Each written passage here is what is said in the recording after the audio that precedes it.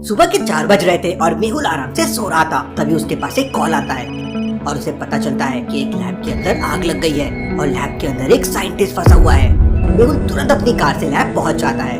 Lab तीसरे floor पे बनी हुई थी और वहाँ पे बहुत जोरों से आग लगी हुई थी। बिल्डिंग के नीचे एक सिक्योरिटी गार्ड खड़ा हुआ था। मेहुल तुरंत उसके पास जाता है। सर, मैंने ही आपको कॉल किया था, मैं इस बिल्डिंग का सिक्योरिटी गार्ड हूँ।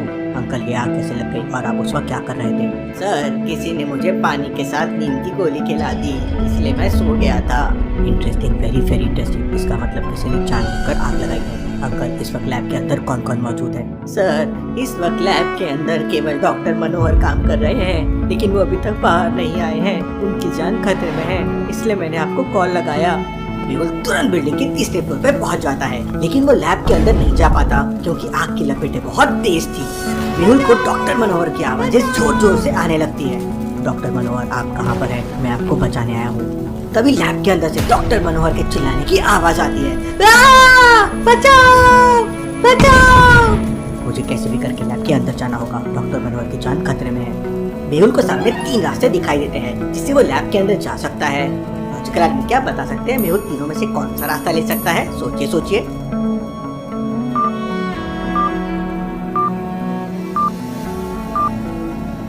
ध्यान से देखिए, पहले वाले दरवाजे पे आग बिल्कुल बीचों बीच चल रही है। मतलब ना तो मेहुल नीचे से जा सकता है और ना ही ऊपर से जा सकता है। दूसरे रास्ते पे आग बहुत ही तेज लग रही है और आग ने पूरे दरवाजे को कवर कर लिया है। लेकिन तीसरे दरवाजे को ध्यान से देखिए, आग केवल ऊपर की तरफ है, मतलब नीचे से जाया जा सकता है।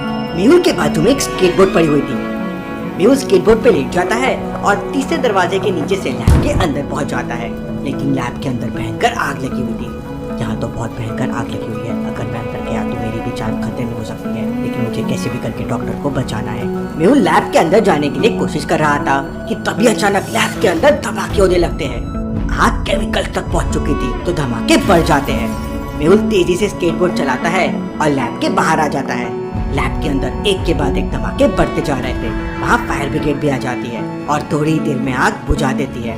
पता नहीं डॉक्टर मनोहर के साथ क्या हुआ होगा। मेहुल तुरंत लैब के अंदर जाता है, लेकिन सारी लैब जल चुकी थी और डॉक्टर मनोहर की डेथ हो गई थी। मेहुल डॉक्टर मनोहर की डेड बॉडी को अच्छी तरह से चेक करता है, लेकिन उसे कोई सबूत नहीं मिलता।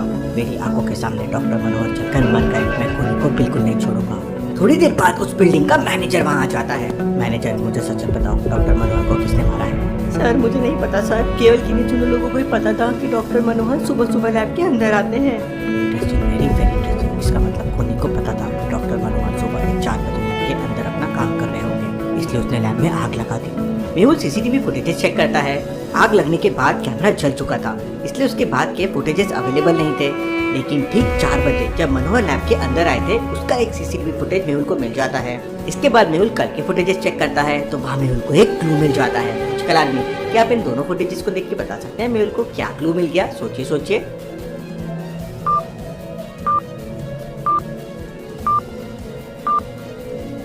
दोनों फुटेजेस को ध्यान से देखिए। कल रात तक लैब के अंदर दीवार पर एंटी फायर वाला सिलेंडर रखा हुआ था, लेकिन आज सुबह 4 बजे वाले फुटेज में वो नहीं है। इसका मतलब खूनी ने जानबूझकर सिलेंडर हटा दिया ताकि डॉक्टर मनोहर किसी भी तरह आग पर काबू न पा सके। लेकिन डॉक्टर मनोहर ने आग लगने के बाद भागने की कोशिश क्यों नहीं की? वो लैब के अंदर ही क्यों फंस गए? अपने सवालों का जवाब जानने के लिए मेहुल लैब के अंदर तलाशी लेने लगता है। काफी देर तक छानबीन करने के बाद मेहुल समझ जाता है कि आग लगने के बाद डॉक्टर मनोहर लैब से बाहर क्यों नहीं भागा था। लॉजिकल आदमी, क्या आप ध्यान से सारी चीजों को ऑब्जर्व करके ये बता सकते हैं? सोचिए सोचिए।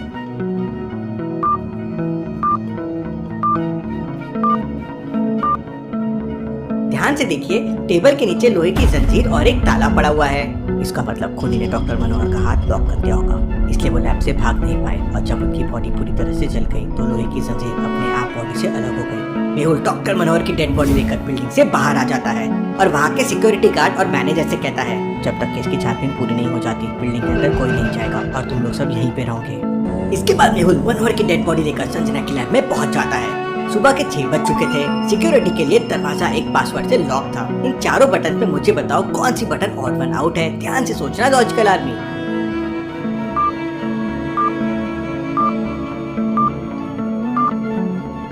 कार को छोड़कर बाकी तीनों ब्लू कलर के हैं, लेकिन कार व्हाइट कलर की है। मेहुल फोन नंबर के बटन प्रेस करता है और लैब के अंदर चले जाता है।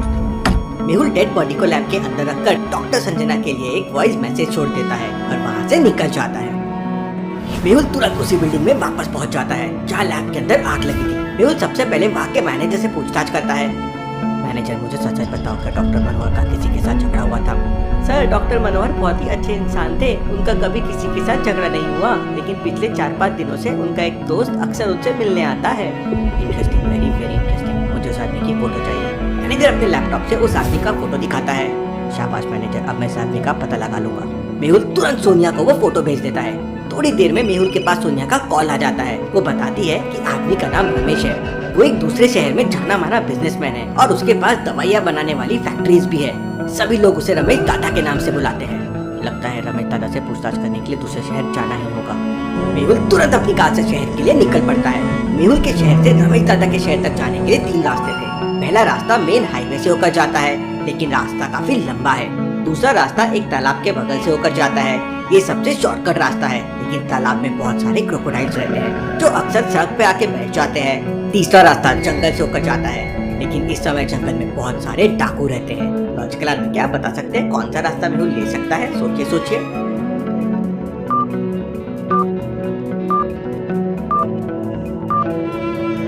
वैसे तो जंगल वाला रास्ता मेहुल बिल्कुल नहीं लेगा, क्योंकि वहाँ डाकू है और इस समय वो एक दूसरे केस में है। अलग लफड़े में क्यों पड़ना चाहेगा? पहला रास्ता भी गुड है, लेकिन दूसरा रास्ता तो शॉर्टकट है और मेहुल ने इस वक्त स्वेटर पहन रखा है, मतलब बाहर बहुत ठंडी होगी और इतनी ठंडी में सुबह सुबह क्रोकोडाइल तालाब के बाहर नहीं आएंगे, क्योंकि सुबह सुबह तालाब का पानी गर्म रहता है, इसलिए सारे क्रोकोडाइल्स पानी के अंदर होंगे, तो रास्ता बिल्कुल साफ होगा। मेहुल तालाब के बगल वाले रास्ते से दूसरे शहर में पहुंच जाता है। मेहुल दूसरे शहर में जाते ही सबसे पहले रमेश दादा की दवाई वाली फैक्ट्री में पहुंच जाता है। मेहुल फैक्ट्री के बाहर अपनी गाड़ी खड़ी कर देता है और अपने कपड़े बदल लेता है ताकि कोई उसे पहचान ना सके। मेहुल दूसरे कपड़े पहन के फैक्ट्री के अंदर जाने लगता है तो फैक्ट्री के बाहर 2 बॉडीगार्ड खड़े हुए थे। वो उसे रोक लेते हैं। मैं रमेश दादा का आदमी हूँ, मुझे रमेश दादा ने भेजा है। रमेश दादा का नाम सुनते ही सिक्योरिटी गार्ड मेहुल को फैक्ट्री के अंदर एंट्री दे देते हैं।